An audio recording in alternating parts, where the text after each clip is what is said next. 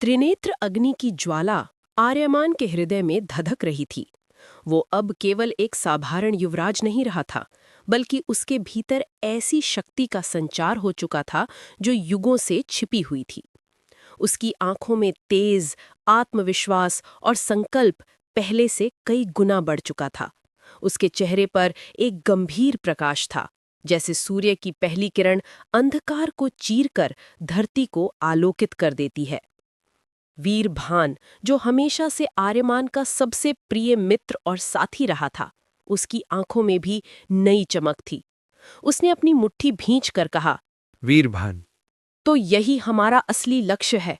हम उस शापित कलश को भस्म करेंगे और रानी के छल कपट का अंत करेंगे। ये केवल एक युद्ध नहीं होगा, ये धर्म और अधर्म की अंतिम भिड़ंत होगी। उसके शब्दों में दृढ़ता थी, परंतु उनमें छिपा हुआ एक भय भी स्पष्ट महसूस किया जा सकता था। तभी साधु ने अपना हाथ उठाकर उन्हें रोका। उसकी आवाज गहरी, धीमी और रहस्य से भरी थी। ध्यान रखना, ये उतना सरल नहीं होगा जितना तुम सोचते हो। चंद्रलेखा अब जान चुकी है कि त्रिनेत्र अग्नि तुम्हारे पास है। वो अब तुम्हें रोकने के लिए अपनी सबसे घातक चाल चलेगी। और याद रखना, उसके जाल से मुक्त होना आसान नहीं है।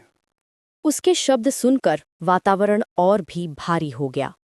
उसी समय दूर राजमहल के भीतर रानी चंद्रलेखा अपने गुप्त कक्ष में बैठी थी। वो कक्ष अंधकार से भरा था। दीवारों पर लगे दीपक की लौ भी मानो डरते डरते झिलमिला रही थी। उसके सामने एक विशाल दर्पण रखा था, ऐसा दर्पण जिसमें केवल चेहरा नहीं बल्कि भविष्य और रहस्यों की झलक दिखाई देती थी। उस दर्पण की सतह पर अग्नि की लपटों जैसी आकृतियां घूम रही थीं, और उन्हीं लपटों में रानी ने देखा युवराज आर्यमान को, जो त्रिनेत्र अग्नि प्राप्त कर चुका था।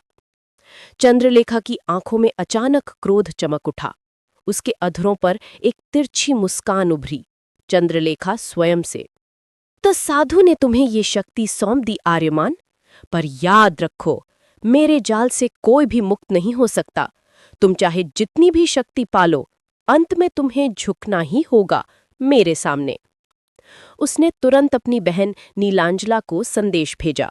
नीलांजला एक मायाविनी थी, सुंदर, आकर्षक और साथ ही असीमित भ्रम शक्ति की स्वामिनी। चंद्रलेखा नीलांजला को संदेश में, तुम्हें तुरंत महल लौटना होगा। युवराज अब त्रिनेत्र अग्नि का स्वामी है, परंतु यदि उसका हृदय डगमगा गया तो यही अग्नि उसे स्वयं भस्म कर देगी। तुम्हें उसे अपने मोहपाश में बांधना है। उसकी आत्मा को डगमगाना ही हमारा सबसे बड़ा अस्त्र होगा। नीलांजला, जो पहले ही अपनी बहन की आज्ञा की वफादार थी, रात के अंधेरे में अपनी मायावी शक्तियों का सहारा लेकर महल की ओर चल पड़ी। उधर जब आर्यमान अपनी साधना पूर्ण करके लौटा तो वीरभान ने उसकी ओर देखा। उसकी आंखों में उत्सुकता और चिंता दोनों थीं। वीरभान, भाई, अब आगे क्या होगा? क्या ये अग्नि हमें सीधे कलश तक पहुंचा देगी या हमें और परीक्षाओं से गुजरना होगा? आर्यमान ने गहरी सांस लेकर उत्तर दिया। अब हमारी अगली यात्रा कलश तक है, पर मैं जानता हूं चंद्रलेखा इतनी आसानी से हमें वहां पहुंचने नहीं देगी। उसकी चालें गहरी हैं और उसका छल असीमित है, परंतु मुझे विश्वास है सत्य और धर्म ही अंतिम विजय पाएंगे। वीरभान ने उसका कंधा मजबूती से थाम लिया और गंभीर स्वर में कहा, चाहे कितनी भी बाधाएं आएं, मैं तुम्हारे साथ खड़ा रहूंगा। मेरा जीवन केवल तुम्हारे लिए और इस धर्म युद्ध के लिए है। मृत्यु भी आएगी तो मैं मुस्कुराकर उसका स्वागत करूंगा। तभी साधु का शिष्य बोला, जिसकी आवाज हल्की परंतु अर्थ गहरी थी। गुरुदेव ने संकेत दिया था, कलश की रक्षा किसी भौतिक पहरेदार द्वारा नहीं की जाती। वो भ्रम और माया का गढ़ है। त्रिनेत्र अग्नि ही उस माया को काट पाएगी। पर याद रखना, माया को हराने के लिए केवल अग्नि ही नहीं, बल्कि हृदय की शुद्धता भी आवश्यक है। उस रात जब सब विश्राम कर रहे थे, आर्यमान को एक दिव्य स्वप्न आया।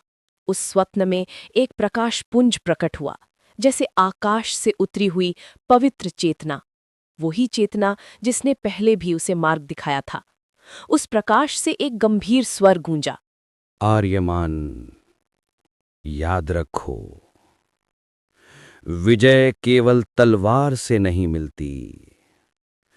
विजय धैर्य, संयम और शुद्धता से प्राप्त होती है।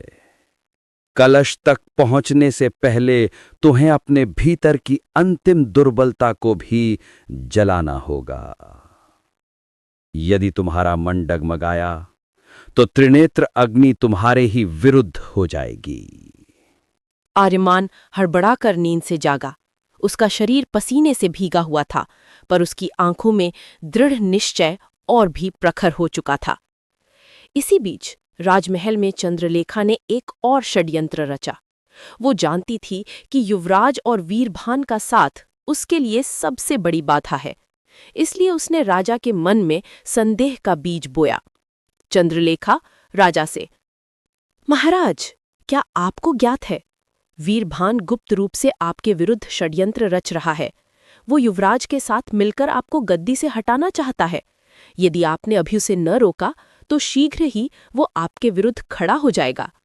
राजा, जो पहले ही उम्र और भय से कमजोर पड़ चुका था, संदेह में डूब गया। उसने बिना सत्य जाने ही आदेश दे दिया, वीरभान को तुरंत बंदी बना लो। मैं कोई जोखिम नहीं उठाना चाहता। अब आर्यमान के सामने एक और कठिनाई खड़ी हो गई थी। त्रिनेत्र अग्नि की शक्ति उसके पास थी।